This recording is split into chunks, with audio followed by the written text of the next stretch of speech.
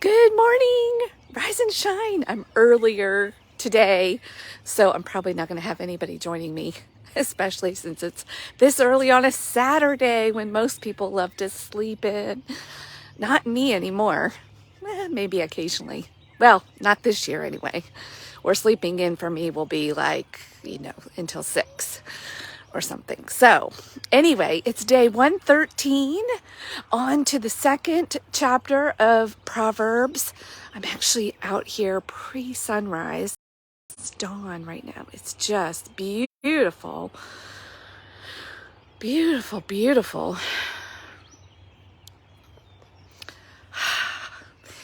And the days of the coat are hopefully behind us for another 6 months, at least 8 months. We'll see. We're never out of the woods. This is what we say in the Louisville, Kentucky area until we get past Derby, which is coming right up very soon. Anyway, okay, so chapter 2 of Proverbs, and it's titled The Benefits of Wisdom. But the word treasure was used repeatedly. I really kind of honed in on that. And then I even did a little recon, looking up the definition, like what does it really mean to treasure something? And I think a lot of us, when we think of treasure, or at least me, I also think of a big amount of something, like storing up treasure, but I don't know that that's really what they're talking about here. Or the Bible, God, Solomon. This is Solomon's wisdom. That treasure doesn't have to be a lot of anything. It can be, but treasure is really what you value, what holds a lot of worth for you. And Solomon learned, I think, the hard way in some cases, and David, and lots of us humans, we learn the hard way that wisdom is really where it's at. That's what we should be treasuring. But many of us treasure, for me, it was comfort, as the little peacemaker, seeker that I am. Just like the least path of resistance, easy, go along to get along. So I thought that I was just fine. Everything's fine. Put a smile on. It's all fine. That was what I treasured. I treasure peace. I'm learning now that true peace, overall, the big picture of peace, and there's a big difference between being a peacekeeper and a peacemaker, is, being willing to move through difficult conversations, speaking up for yourself, speaking up for others, a willingness to choose wisdom over comfort. This was, I had to learn the hard way by getting myself in such a position physically and mentally that I was just like, okay, I'll do whatever. I'll do whatever it takes. I can't do this anymore. This is not working. Or I have to just accept this is as good as life gets and make my choices from there. So I came to that crossroads that many of us do.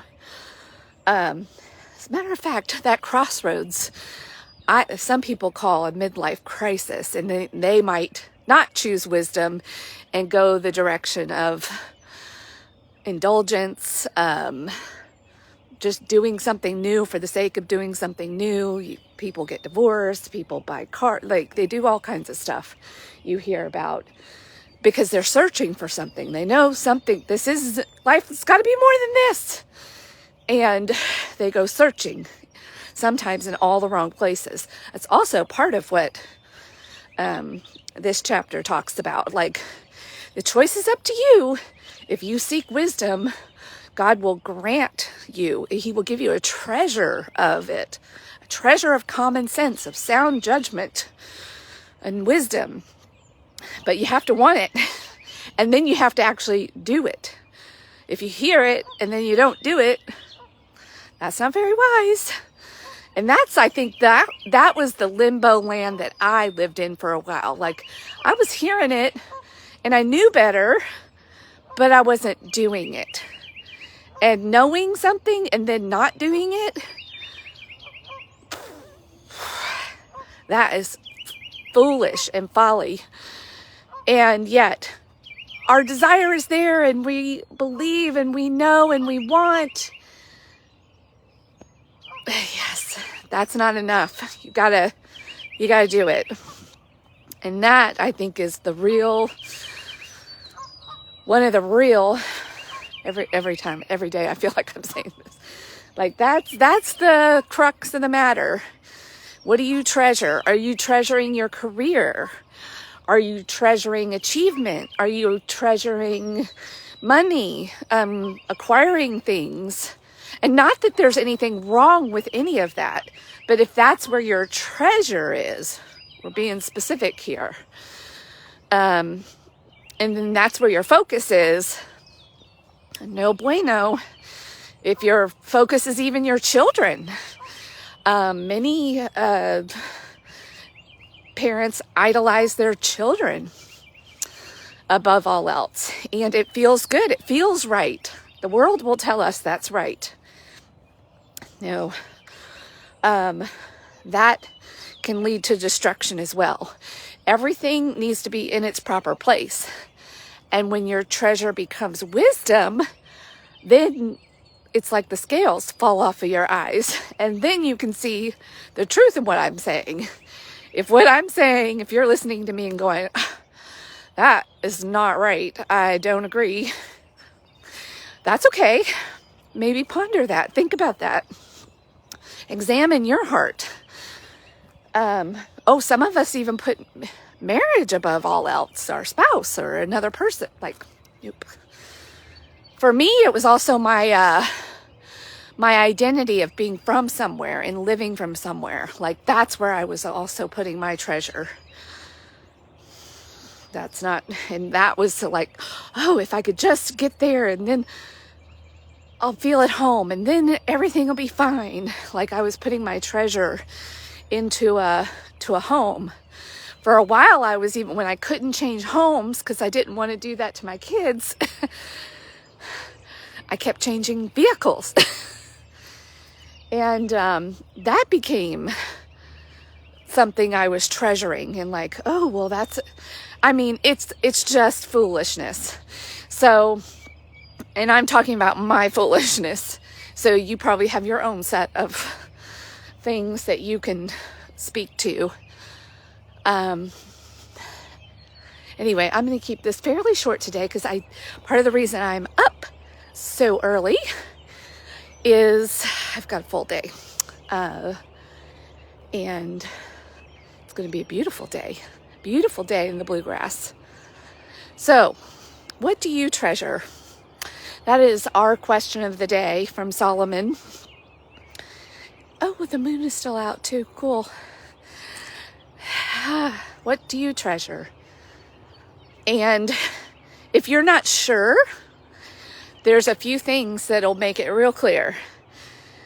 Where do you spend your time, your money, your energy, your focus? Those are the currency. That's the currency of life. And wherever you are spending a lot of your resources is where your treasure is. Maybe it's TV, maybe it's cooking, maybe it's food, shopping. And again, not that any of these things in and of themselves are bad, but if it's your focus and it's your treasure, it is your life. I have been to funerals. There was one funeral I'll never forget, and this might have been even like a seed that was planted years ago of like, is this what I want? where all they had, I mean, this was somebody who was loved, her family was there, but all they had to say was she loved her sports team and she was a good grandma. Like, there was just not much there. Or it wasn't even that, it was something else. But the main crux of her legacy was being a fan of our local college team in Kentucky. And if you're from Kentucky, you know what that is. I think I want my legacy and my impact to be a little bit more than just being a sports fan. Just saying. So that is obviously where her treasure was. And then, of course, treasure is also something people can inherit from us. You know, when we talk about legacy and inheritance. And a lot of people love to have money, you know, money treasure to be inherited. But I think there's a greater wealth that we can leave our loved ones in the world. And that is for you to decide. And also to listen to God's call on your life. Like, that's part of it. He will show you what you're here to do. You don't have to figure it out all on your own. And it may even be lots of things. And you're doing this over here, like various assignments. But there's probably an overall purpose. Anyway, I'm getting off track there. But anyway, I'd love to hear more about what your treasure is. And it's going to be a beautiful sunrise today. Go have a great day. If you're going to rise, you might as well shine.